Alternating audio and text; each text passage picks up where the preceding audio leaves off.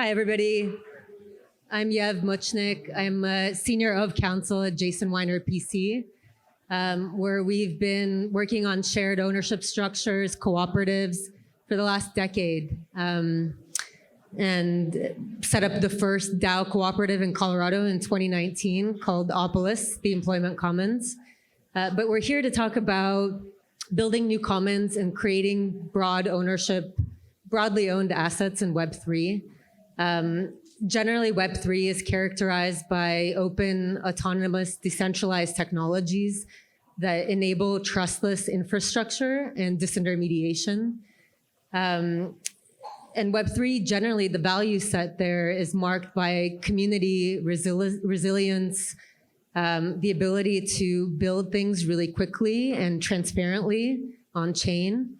It's also equipped with tools like quadratic voting and retroactive public good funding, which allows for generally scaling public goods and funding the commons. So I'll let our esteemed panelists introduce themselves and just give a quick overview of what you're working on.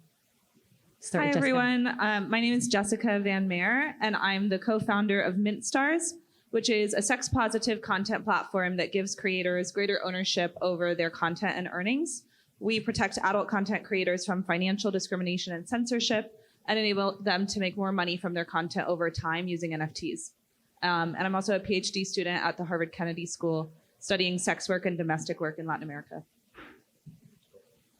Good afternoon, everyone. Eric Maidenburg. I was a 30 years working, 23-year career banker who transitioned to an environmental activist, if you will, through investment, bringing and deploying private investment capital.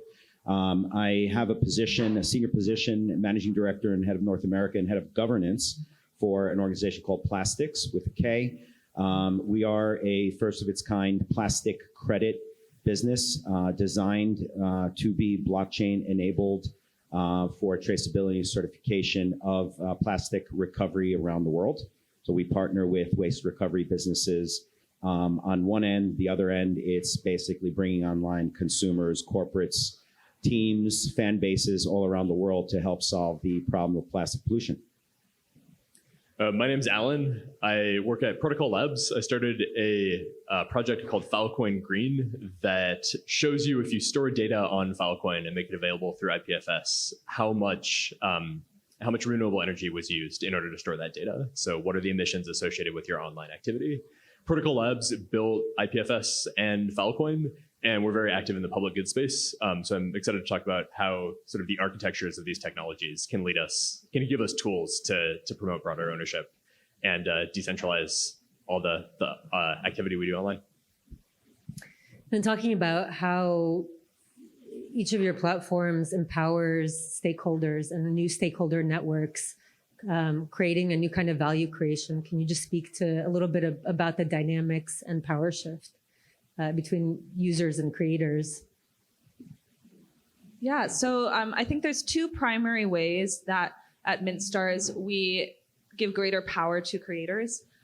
One is that in the traditional platform economy, adult content creators face immense amount of piracy, where fans will go on, subscribe to them on OnlyFans, screenshot all the content they want to keep, and then leak those photos onto other sites or sell them in Telegram groups.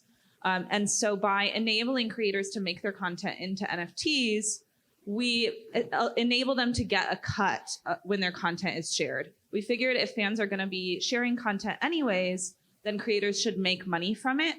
And by enabling fans to resell content on our marketplace in a legitimate way, we reduce the incentive to pirate content illegally. And we're going to combine this with punitive measures like screenshot blocking and invisible watermarks, but we believe that financial incentive is something really new and innovative. And the second way is by giving creators control of their funds through giving every user on the platform a self-custodied crypto wallet. All the payments on the platform happen in USDC, which is a stable coin worth $1. And when a fan pays a creator, it goes directly from the fan's wallet to the creator's wallet, and the creator can cash out their funds at any time. And this solves many problems, but one of the big ones that it solves is a lot of other adult content platforms have had problems with their banks and payment processors.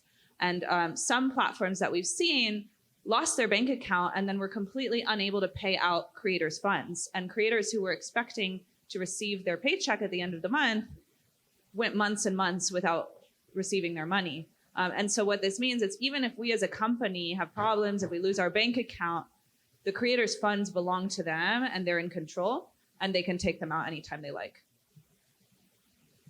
Yeah.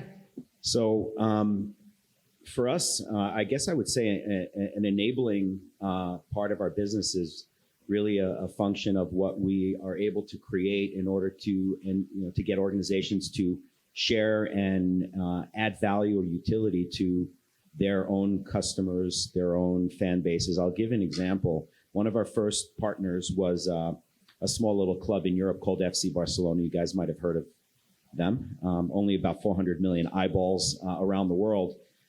They love NFTs. I mean, they have been doing auctions and using NFTs for utility for quite some time. And what was designed with them was a series of NFTs that they presented to their fan bases. And embedded in that NFT was a utility that incentivized their fan bases to get involved. They created just an example, a $50 NFT that was linked to a $30 plastic credit or plastic recovery guarantee linked to 30 kilos of plastic recovery from projects that we certified and due diligence and certified.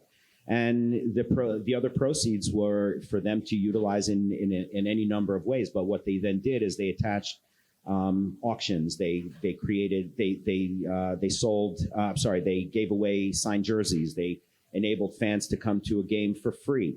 The utility aspect can be extremely powerful. When you have that kind of a fan base, you can spread around the value of this cause. And ultimately, what did it cost FC Barcelona to accomplish this? Nothing, right? It didn't cost them anything. So the power of that enablement was really important. We'll get, I guess, later to the other point on ultimately none of this matters if we aren't able to present a trusted, authenticated solution for plastic recovery. So that becomes an important part, and I guess we'll cover that a little bit later. Yeah, so at Protocol Labs, we build the infrastructure for Web3, and so for file storage especially. And a lot of how we work on decentralizing data and ownership really comes back to the architecture of the internet, how it was initially set up, and how we can build it better. So initially, when people were designing the internet, the goal was to get messages from one computer to another, right? And you know what those computers are. That led to everyone conceptualizing of data in terms of where it is, right? So that kind of makes sense as a design principle. If you're thinking about, I have a physical network, I need to get data from point A to point B. I address that data based on point A and point B, right? I say, when I request data, I say, I want the data at point A. What that means is, whenever you type something into a browser, that resolves into an IP address that says, I want the data at this place, right? That inherently centralizes all of our infrastructure, right? Because if you think about data as existing at a place, then whoever owns that server controls that data completely, right? They could change it. You would have no idea whether they changed it. They could move it. You would have no way to get it because all you know about that data is where it is, not what it is. With IPFS, we address data based on a cryptographic hash that's a fingerprint of that data. So what that means is you don't ask for the data at this place, you ask for the data that you want. And the network tries to give you that data. If someone changes it, then you can detect that. If someone moves it, then someone else who has a copy can give that to you. That sounds kind of technical, but this is really fundamental to how we're going to build an internet that is more decentralized and fairer, because the fundamental architecture underlying location addressing, right, leads to centralization. And with content addressing, it becomes possible to separate what data is from who controls it. Examples of things that people are building using this type of tech stack and these sorts of design principles are things like Blue Sky, right? Where as opposed to Twitter, where Twitter owns, or X, where they own your data and they own the algorithm. If you give people control over their data then if they don't like your algorithm, they can just bring that data to another platform, right? So that's an example of the sorts of tools that we're allowing people to build at Protocol Labs. Shifting a little bit to sustainability and real world use cases. Eric, could you talk a little bit more about how you track plastics on chain and potentially what impact that has more globally to waste management? 100%. So just as a point of reference, anyone who's done any kind of research on plastic supply chains, you'll know that it hasn't evolved since the advent of the actual material back in circa 1950s.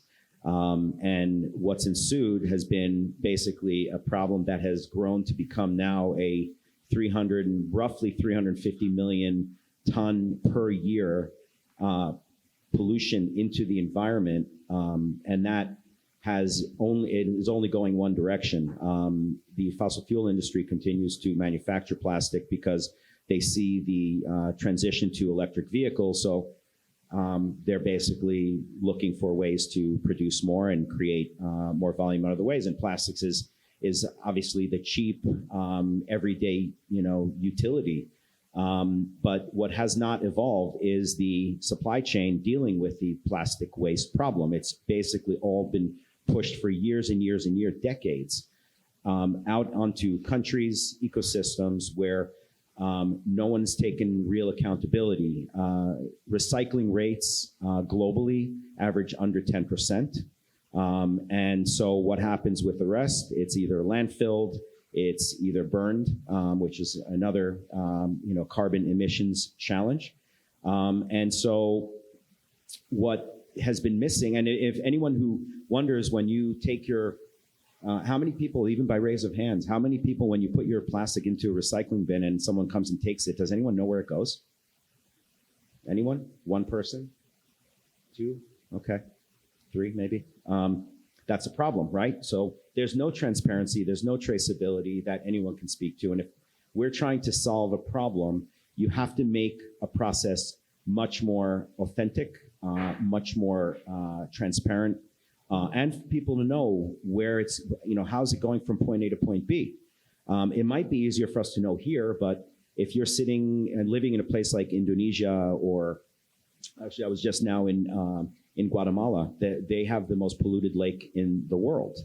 And they don't have real answers, real solutions. But what Plastiks has built, and the reason why we are using blockchain technology, is to ledgerize the invoicing of every step in the process. And it has become the instrument that enables us to tell waste recovery businesses around the world as I would just call it, as much of a standardized way as possible, that if they provide the data necessary to track and trace all the way to a recycler, we'll pay them for it.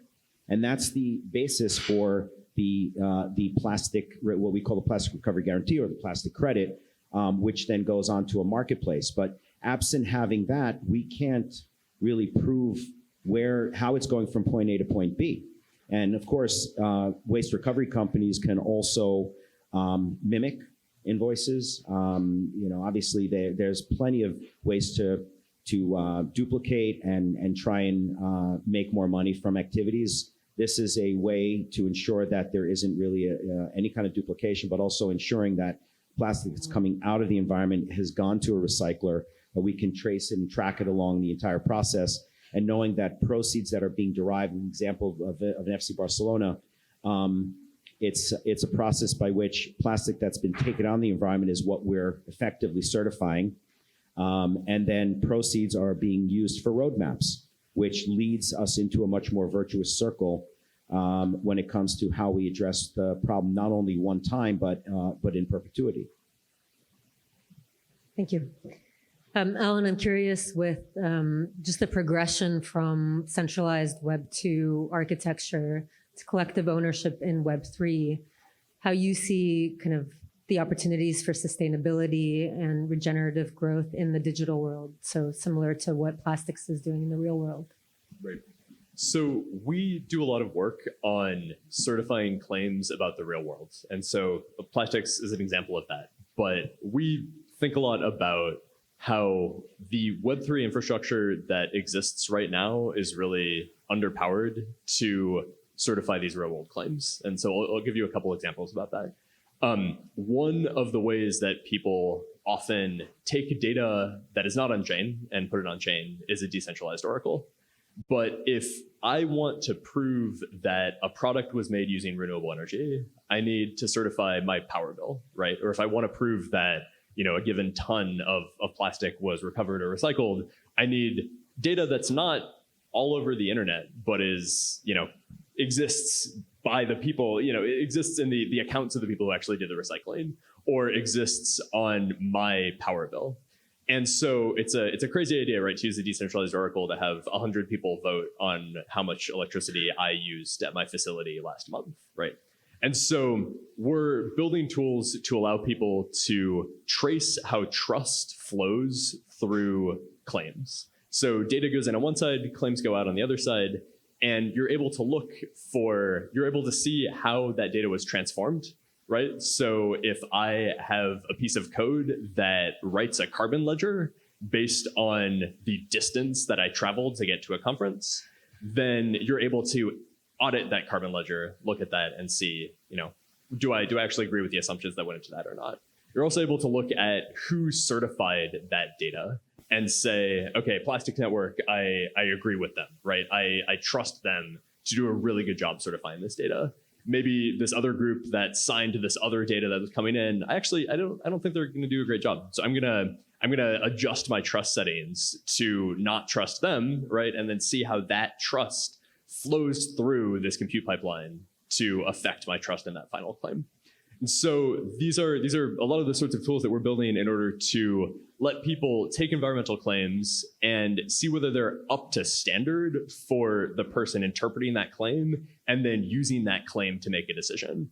We've been applying this for quite a while within the Filecoin network itself, allowing storage providers, these are nodes in the network who store other people's data. So Filecoin is like Airbnb for data storage. So you can go to the Filecoin network, you can pay someone to store data for you. They have to prove over time that they're storing that data. We want to give people the ability to understand what the environmental impacts are of storing data with Filecoin, which means understanding how much electricity is a given node using. Is it using renewable energy? Where is it located? Is it located on a clean grid? Is it located on a dirtier grid? And ultimately compare it to other options and choose storage providers who are going to be emitting less. So we're applying this infrastructure to something that we call green scores, allowing a storage provider to submit data to an auditor. That auditor can then look through that data, collate it, see whether they agree, and produce an on-chain record that allows you to compare the environmental impact of these claims between different storage providers.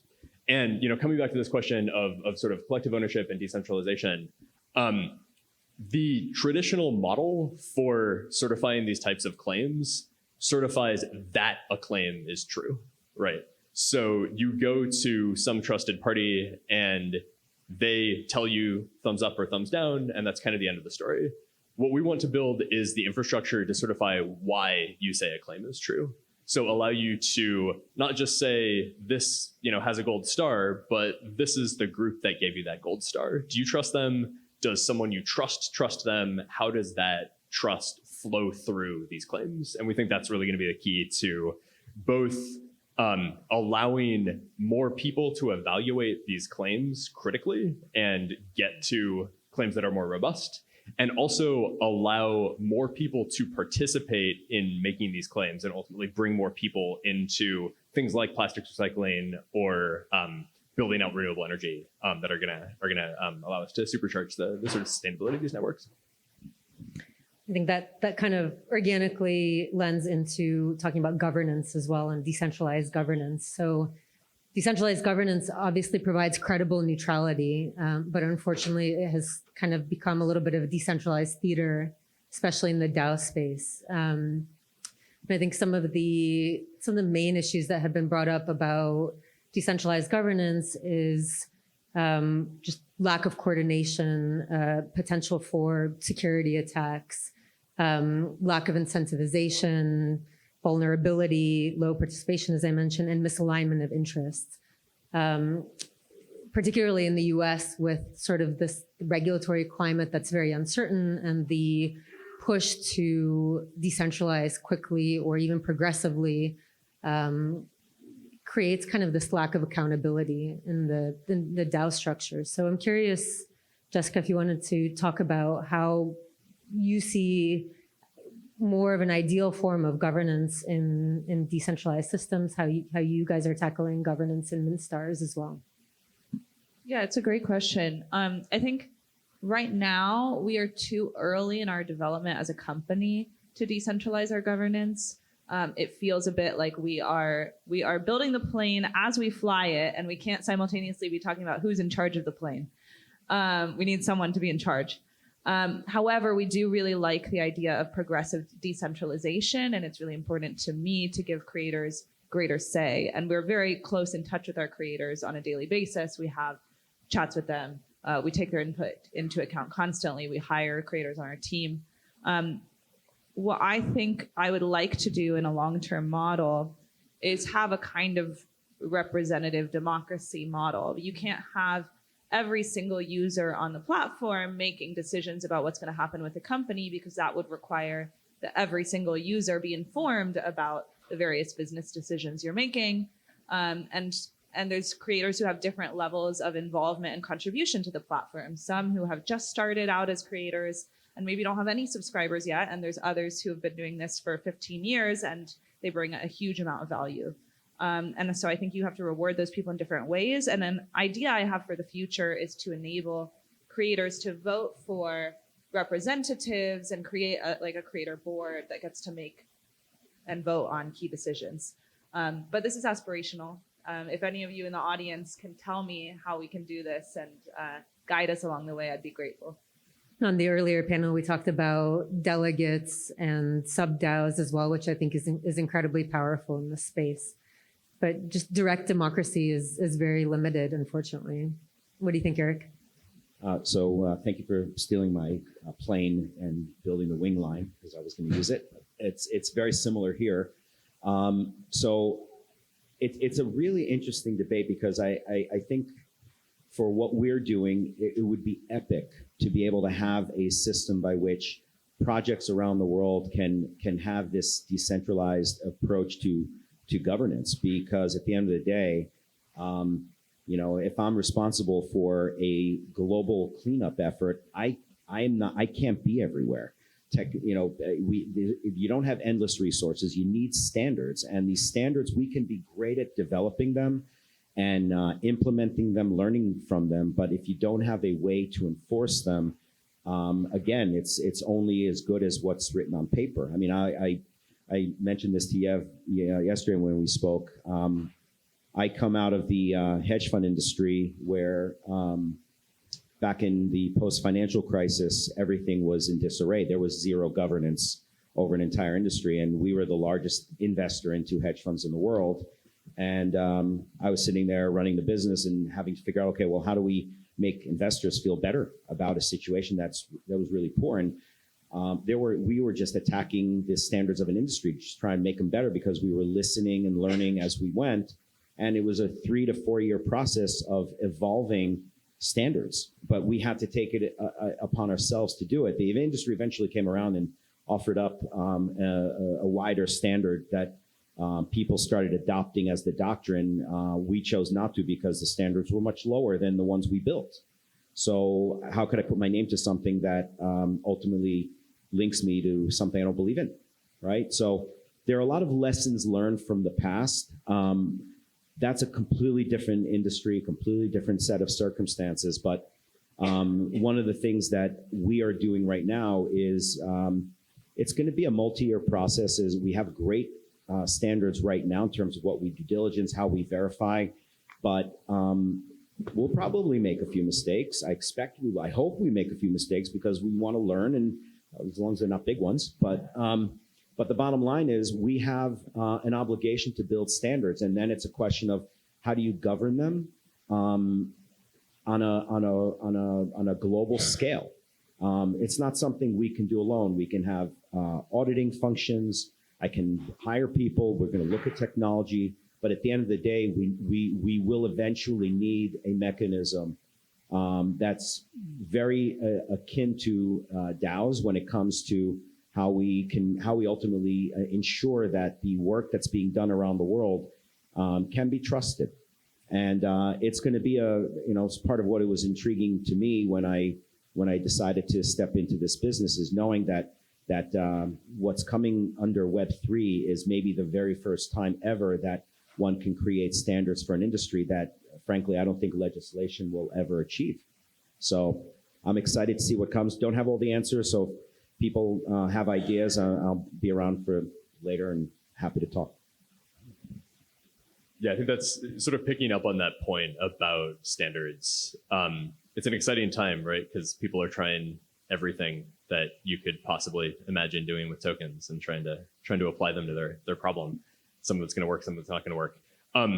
But clearly, one of the things that we have available to us is very high bandwidth communication that we can use in a lot of these systems for, say, representative democracy, direct democracy, any sort of governance structure that we want to implement.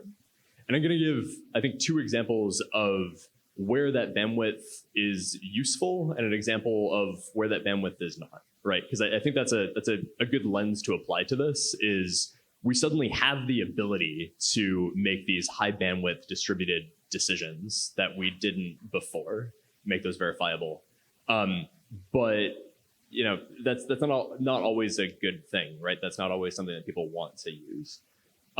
One of the places where I think it is, and going back to standards and particularly environmental standards, is that the reporting standards people implement right now in sort of the broad industry are not very comprehensive, right? So this is a place where we can really make a lot of progress by taking the data that we need to understand the environmental impacts of a company or a product and taking much, much more data from many different sources, showing where it came from, showing the provenance of that data, and then showing how you reached a conclusion about the environmental impacts of some activity, right? So that's a place where high bandwidth is very useful, especially if you can automate a lot of it and deal with the details of, something changes in your factory and that trickles into changing the carbon emissions associated with some product that you're making, right? And so taking that data that right now in the broader industry is not calculated or tabulated in a very sort of sophisticated way, and making that more sophisticated with much more granular information about what our environmental impacts are, and using that as an input for our decisions. I think I'll give a negative example of where more bandwidth was not so useful in an experiment that we tried. We organize an event called the Sustainable Blockchain Summit, where we work on technologies in this space and bringing people together, both from sustainability and from Web3, to really see where these tools can be applied. And we thought that we would take people who had gone to this conference and allow them to allocate some money toward carbon emissions negative projects in order to offset some of the environmental impacts of this conference.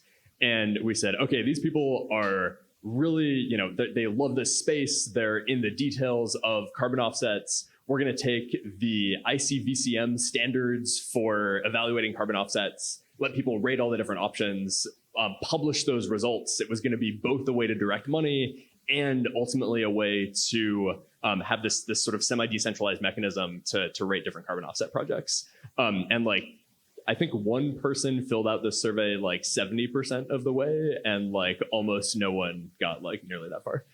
Right, so just taking a huge amount of bandwidth, right, and just applying it to whatever problem you have in mind is not always going to work. And so we have really powerful tools, but we need to be judicious in where we apply them. Can I make a quick point on Sure, carbon credits? of course. So for some of you, you might be aware that the whole voluntary carbon marketplace has been under a lot of scrutiny, and there's been a big push to try and use a tokenizing approach to carbon credits, in part because the demand has exploded. There aren't enough quality projects, and ultimately many have failed just in terms of trying to keep up with the demand. And why have they failed? Because they didn't meet standards. It's a big black eye on this industry when you start seeing the leaders of the certification verification processes start churning carbon credit projects out there that don't have proper pricing, the quality is suspect. It makes everything much more challenging. The European Commission recently initiated, I don't know how many people know this, but they no longer accept carbon offsets as the exclusive way to reduce your footprint, right? So that's very telling. One of the benefits that we have is we're an infant industry. So the goal for us is not to look at those old standards, but learn from them and use better mechanisms for that trust and traceability. But the carbon credit marketplace is going to have to go down this path if people are going to trust and believe in them. Right now, it's a bit of a Wild West, and even though it's been around for 30, 40 years. And I think that's a place where high bandwidth can really help, right? If you have more information and that information is more verifiable, that's ultimately going to be a much better system than the voluntary carbon market right now, where a validator comes and looks at what you're doing and signs a PDF document and goes away and does that, every couple of years, right? That's a very low bandwidth way to certify that you're actually having impact. But if you can take these rich granular data sets and associate them with the thing that you're selling, that's a way better way to actually prove the impact that you're having. Before I open it up to questions, I just wanted each of you just to provide one sentence, to the extent that's possible, of what you're excited about in Web3, particularly about in your industry as well. Ooh, I mean, there's so many things, but I think I think that one of the things I am most excited about, but also most disillusioned about, is ownership. And one of the things that got me most excited about Web3 initially was the ideas around DAOs and around being able to reward every contributor to a project and have a more democratized company. However, I think we've seen that in practice, a lot of DAOs have been very inefficient, or they've just become glorified hedge funds that don't actually accomplish the goals that they claim to do. So I'm very grateful to be in this room of very smart and thoughtful people who can help me figure out how to do that in my company, and who are working so hard to make this a reality. Thank you. It's a hard question. I guess I would say, first and foremost, what we are doing doesn't work if it doesn't have real scale. And I don't think we can scale without Web3, capabilities, infrastructure, technology. We currently don't engage or employ a DAO. I would like to see us have a DAO affiliation at some point. I think it will lend itself really well to the practices that we are doing. I mean, one of the things that I think is most interesting for me is, despite working at a bank, I think I was maybe the most collaborative banker on the planet, because I was always just trying to share whatever I was doing with everyone else, and that's sort of counterintuitive to being a banker. But it is what I've learned over the last few years is that collaboration has been just the most incredible part of what we have been doing. And you can just spread this around to everyone, even from the standpoint of, we are a for-profit business, but every meeting I go into, I basically say, look, we have a margin that we earn in terms of fees for the work we do. I'll share 10 different ways, because at the end of the day, I just want to build the biggest pie. If we build the biggest pie, no one's going to care about their slice. It means collaborate away, partner away. I think with the ability to track and trace things on a large global scale, and seeing where you can weave in strategically partnerships in the process, kind of makes us a bit of a hub. And if we are a hub, that means that FC Barcelona becomes a spoke. That's unheard of, right? But I think we can do it, and I think we will only be able to do it with using a higher value technology like Web3. One sentence was just too limiting, wasn't it? Yeah. I'm sorry, I got carried away. That was 50 sentences. I'm excited about Measure to Earn, which is where you give people on the ground in natural areas that are under threat from deforestation the ability to make money by mapping and documenting the nature around them and selling that data effectively. Thank you. We'll open it up to questions. Any questions? I can talk about more things I'm excited about in the space. Yeah.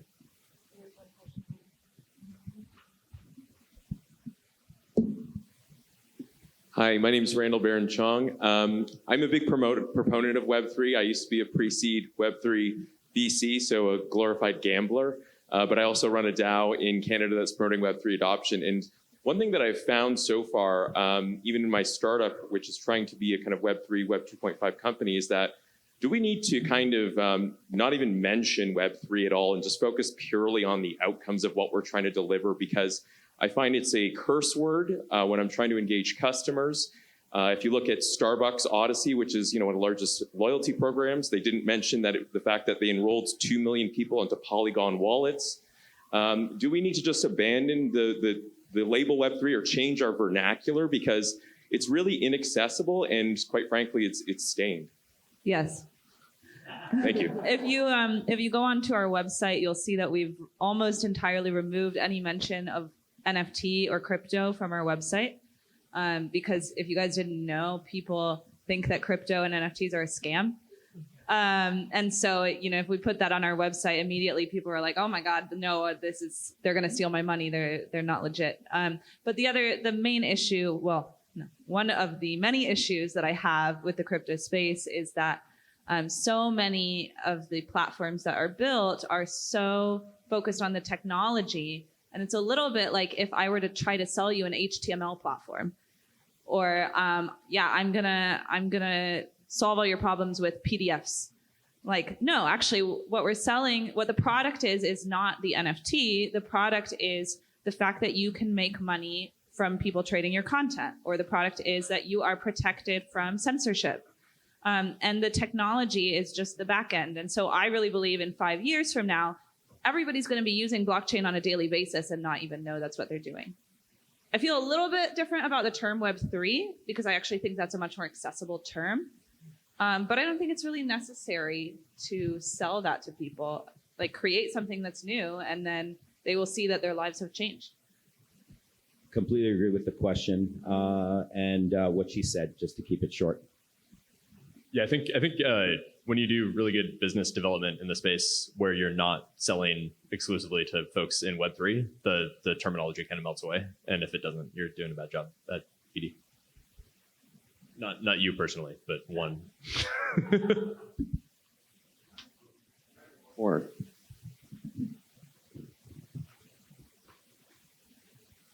I'm not sure I'm the best to wrap up here, not being on the tech side of the equation here. So when you were talking about knowing where your plastic goes, and I was trying to understand, like, so what is the value proposition? What is the benefit that I get knowing where my plastic goes? Is that about giving me as a consumer the ability to take a micro action that in theory is going to have some impact on climate change? Is the ownership concept there that, like, if I decide that I'm going to go to the trouble to find out where my plastic goes, that then I will have ownership of information that allows me to take better action? I'm trying to find my way through. Yeah, so I'll use one example, sort of distilled down to consumer level. Think e-commerce platforms, Amazon, Shopify merchants, whatever. Think of a world where you as a consumer can know exactly what you're buying when it comes to plastic in your purchase. We all buy on Amazon or other sites. And right now, none of this happens, but envision that you're buying your products for your home, and the system is telling you that you're about to purchase 7 pounds of plastic. 6 of which 6 will go into the environment, most likely here, and here, based on the type of plastic it would be. And again, you can use your imagination how much information can be ultimately made available. But ultimately, the idea is, can you as a consumer have better information in order to take action, knowing that your consumption will also result in a problem somewhere, right? And then with that, you can take action. You can decide that you want to offset your purchase with better data around what projects, number one, are available to you to support based on, could be where ultimately that, PET bottle might have gone, right? Or just pick one that you like, but knowing that somewhere in the world, what you consumed is being offset. And so what you're saying too is that you have a very, very targeted, very specific target market of consumers who would like to have that information, don't have it today. If it's available, they will consume it and take action on it. Is this a market that, already exists, or is this something you're going to be working to build? This market doesn't exist, and the only time it does is if a merchant is just basically telling their customer, hey, we're going to just embed, $1 in the purchase of when you buy X, Y, or Z. I'll just give an example. 2 projects that we have also coming online. One is with a theme park who's doing exactly that. They're telling their 6 million visitors a year that they're going to be levying a $1 equivalent plastic recovery on every ticket. That's going to result in $6-7 million worth of plastic recovery that will take place somewhere in the world based on projects that we've underwritten, due diligence, and are doing the recovery work. And hopefully that operates for them in perpetuity. It means that there's at least 6 million kilo equivalent coming out of the environment.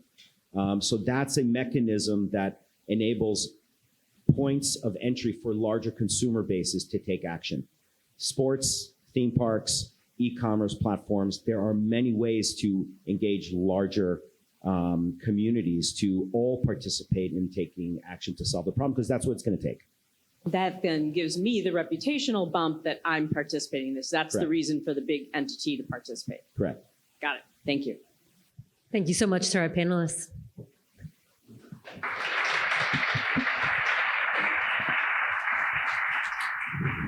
We'll have a short break of about 8-10 minutes, and then we'll be back with the next one.